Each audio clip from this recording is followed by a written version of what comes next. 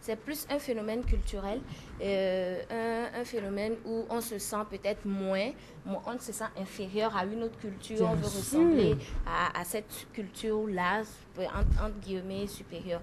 Mais il faut dire qu'il faut faire la nuance entre la dépigmentation volontaire et l'action médicale. Oui. Parce que pour gérer, pour des problèmes médicaux, le médecin peut être amené à vous prescrire un médicament pour juste régler le problème.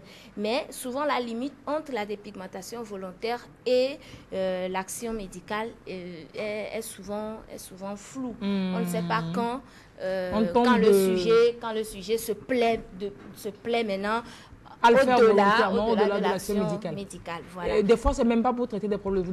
Des fois, c'est des médicaments que vous prenez pour traiter certains soucis particuliers et qui ont des effets secondaires, comme cela, des médicaments contenant par exemple la cortisone, etc.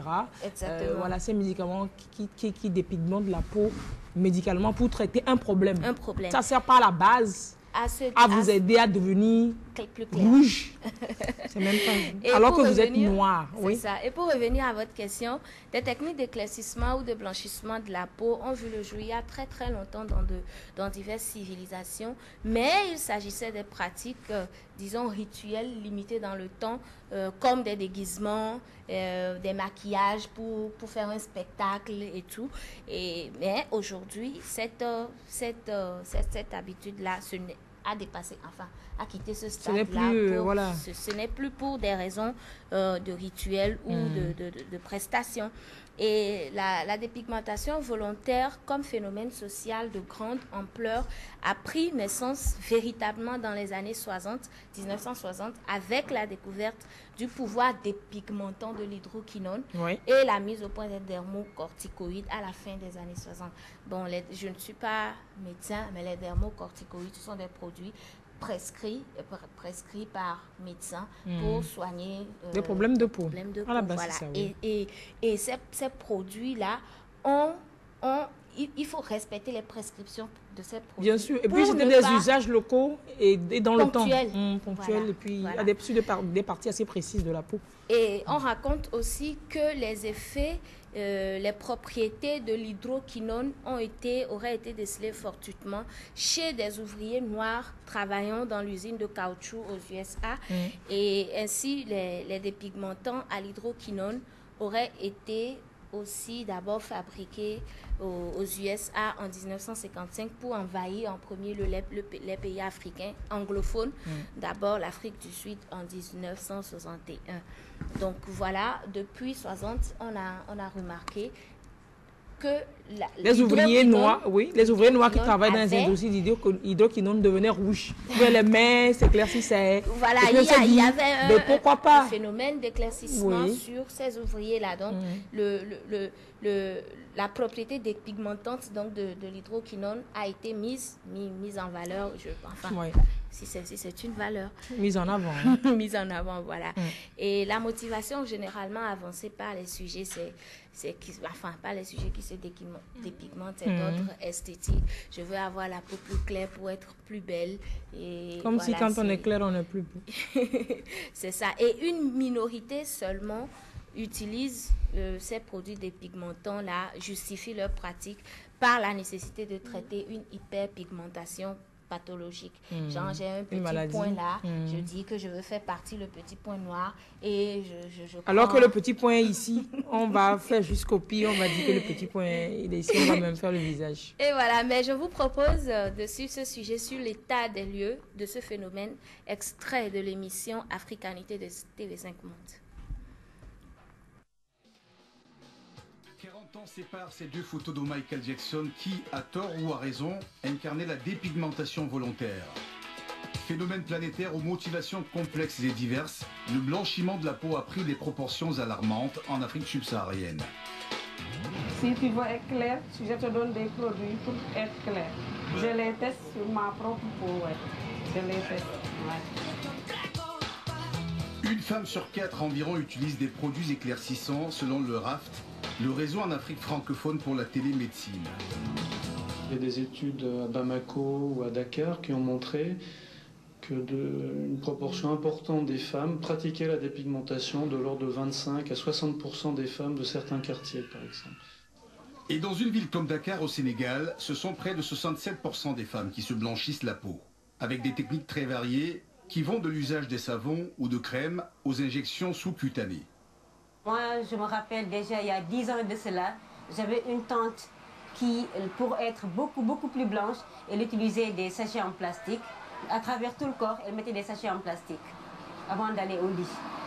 Ce qui est très dangereux. Il y en a qui utilisent aussi de l'eau oxygénée. Donc là, ça dépend de la personne. Donc tout ça, c'est des techniques. Il y en a qui mettent une gamme de beaucoup de différents produits en même temps. Dans le monde entier aujourd'hui, et notamment au sein des populations noires ou encore asiatiques, la peau claire est synonyme de beauté et de réussite. La femme noire considère que le bon Dieu l'a abandonnée, qu'il ne l'a pas dotée des caractères qui feraient qu'elle serait choisie, parce que beaucoup de femmes vous disent je m'éclaircis la peau parce que les hommes noirs n'aiment que les femmes à peau claire. J'ai demandé alors pourquoi le bon Dieu, puisque c'est ainsi qu'on raisonne, a pris le temps de créer une femme qui ne serait pas une œuvre de lui, qui serait juste destinée à pleurer sur son sort parce qu'elle ne serait pas assez belle pour être choisie. C'est dans les années 60-70 que les produits éclaircissants ont été mis au point aux États-Unis. Des produits dont certains contiennent des substances dangereuses comme l'hydroquinone ou encore des dermocorticoïdes. Parfois, ces médicaments sont utilisés pour une dépigmentation de la peau volontaires qui n'ont rien à voir avec cette maladie. Ce sont des produits qui sont médicaments, donc avec un bénéfice-risque, et bien entendu, je déconseille, il ne faut pas utiliser des médicaments à visée donc, de maladie pour une peau, je dirais, physiologiquement normale, qui n'a absolument pas de problématique donc, de santé. Malgré les conséquences graves de l'usage prolongé des produits éclaircissants, leur utilisation s'est massivement démocratisée en Afrique. Dans la plupart des grandes villes aujourd'hui, avec moins d'1 euro, soit 500 francs CFA environ, il est possible de s'acheter un tube de 30 grammes de dermocorticoïdes.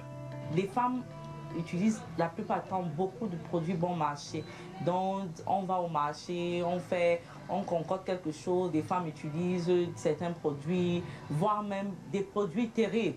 Beaucoup de ces produits sont interdits de fabrication en Europe, mais vous avez des firmes européennes qui vont dans les pays africains qui sont plus laxistes, il faut le dire, et qui produisent sur place ces dermocorticoïdes, comme on les appelle, et qui sont à base de diphénol, qui sont complètement destructeurs pour la peau et qui se vendent très cher. Les savons, ça varie entre 500, 1000 francs, 1500 et 2000 francs.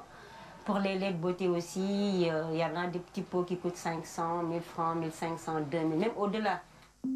Si la dépigmentation volontaire tend à se démocratiser, le sujet n'en reste pas moins tabou. Peu de femmes acceptent en effet d'en parler ouvertement. Et même en privé, il est très difficile de cerner les raisons qui les poussent à se blanchir la peau. Il y en a qui le font par complexe et le disent, il y en a qui le font par amour, il y en a qui veulent vraiment changer. Mais en tout cas, moi, je ne me dépigmente pas parce que je n'aime pas. Et puis au-delà de ça, je sais un peu les conséquences que cela peut créer. On peut aussi accuser les hommes. Parce que tout ça, la finalité, c'est quoi? C'est l'homme. C'est attirer l'homme. Et beaucoup d'hommes, aujourd'hui, apprécient les femmes plutôt claires de peau. La blancheur semble donc être devenue l'idéal de beauté absolue.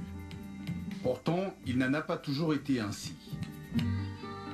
Dans l'Afrique ancienne, certaines populations célébraient la peau noire. C'était par exemple encore le cas au XVIIIe siècle pour les habitants de l'île de Gorée, au large du Sénégal. Ok, effectivement, ce serait intéressant et bénéfique pour plus d'un si on revenait à cette célébration-là dont il parle de la peau noire foncée, oui. Car lui, on ignore les effets de la dépigmentation sont bien et bien néfastes sur la santé. Mais malgré cette connaissance, on assiste quand même de plus en plus à une recrudescence de cette pratique qu'il faut quand même préciser qu'on rattache, qui a des origines coloniales. Exactement. Parce que sur le blanc qui est venu nous coloniser, il est supposé être dans l'inconscient, supérieur. Voilà. Tout ce qui est blanc est bien, tout ce qui est bon, ben, il vaut toignon, il vaut gnon. Tout ce qui est blanc vient de clair là, c'est bon.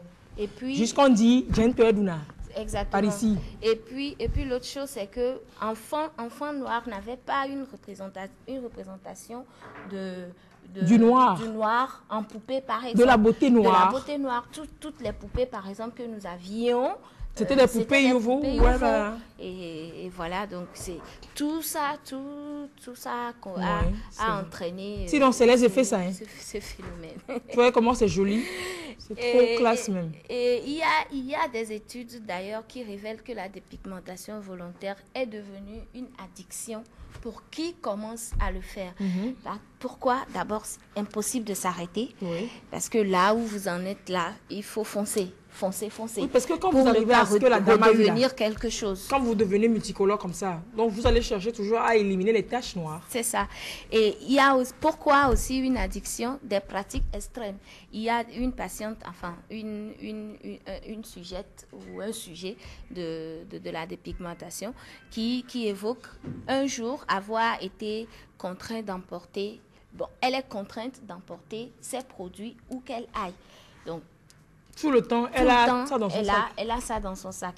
Et il y a une autre qui dit qu'elle est amenée à éparpiller ces produits-là dans toutes les chambres de sa maison. Pour en avoir accès à tout moment. Et un autre monsieur qui a été contraint au vol parce qu'il avait besoin de ça. Donc, oui, en même temps, il faut dire que ce n'est pas seulement les garçons, les femmes, hein. Aussi bien masculin que féminin. Eh bien, parlons des conséquences à la coup. Au-delà de ce qu'on a vu, qui n'est pas joli, conséquences physiques, là, il ne joue pas joli, là. Il y a forcément d'autres conséquences. Bien sûr. Il y a d'abord les conséquences, je dirais, sociales, parce que, vous savez, au-delà de... Ouais, ça, c'est la vraie beauté. Quand on cherche à devenir rouge, là, on devient lézard comme ça. Au-delà de ces chocs visuels, je peux dire comme ça, c'est les personnes qui se dépigmentent ne peuvent pas s'asseoir à côté de vous. Oui. En fait, il y a une odeur nauséabonde qui se dégage d'elle, et ça, c'est un phénomène vraiment aussi social. Et au-delà de ça, si vous n'êtes pas riche, vous ne pouvez pas vous permettre de faire ça, puisque vous ne pourrez pas vous arrêter. Vous devez tout il y a des servantes sur Togo qui font ça avec les produits. On a sur le marché un produit qui s'appelle Patak Patak Clair. Mais si vous voulez avoir... Ce n'est pas des histoires. Ils appellent ça Patak Patak Clair. Et genre, on a comme l'impression que tu commences par passer ça le visage jusqu'à arriver au pied, là, le visage est clair. Tellement c'est Patak Patak. Mais si vous voulez avoir un effet propre, donc il faut investir. Oui, les gens investissent beaucoup dans cela. Et ça, c'est... Mais au-delà de ces conséquences, ils peuvent se dire, bon, excusez-moi le gros mot, mais on s'en fout de ces conséquences. Les gens qui font ça peuvent se dire qu'elles s'en foutent.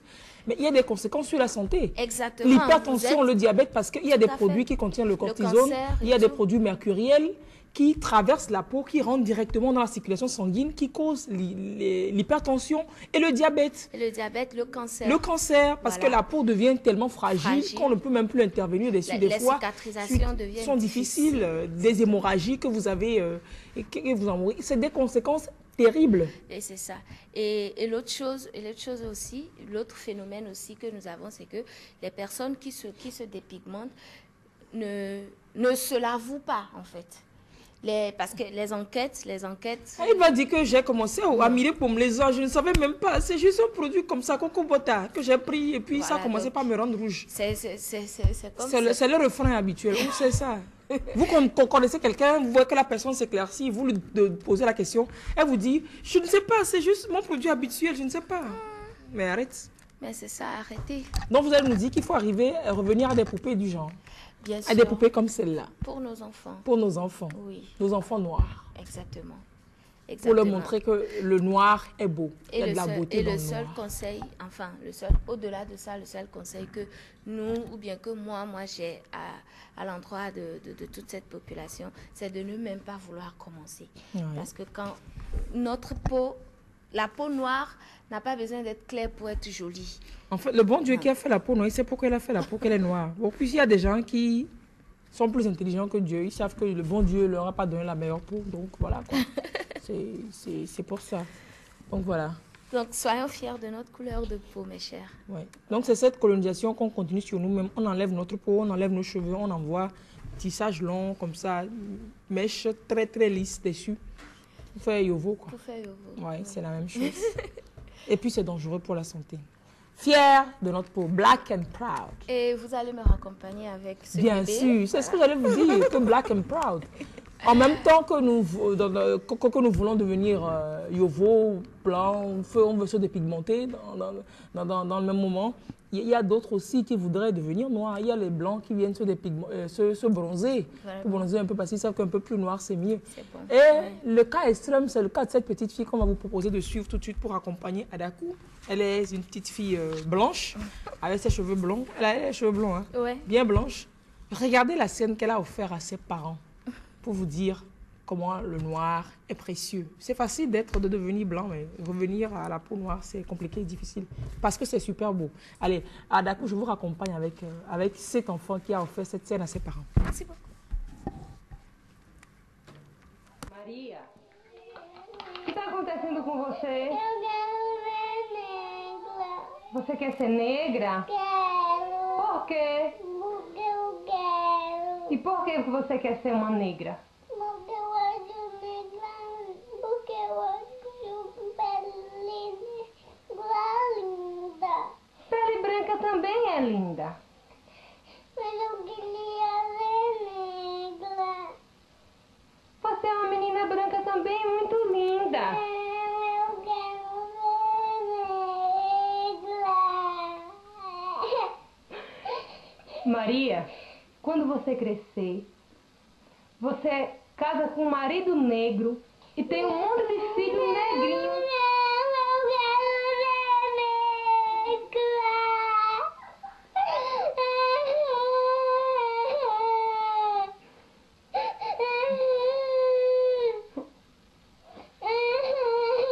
Mas Papai do Céu fez você branca, com a pele clara, porque também é bonito. E agora, o que a gente vai fazer? Vai pintar você? Mas não pinta o olho. Faz uma rodinha assim. E a gente vai pintar você com o quê? Que tinta Que cor? negra. Então vamos ter que providenciar essa tinta, né? E o cabelo? Loiro. A negra do cabelo loiro?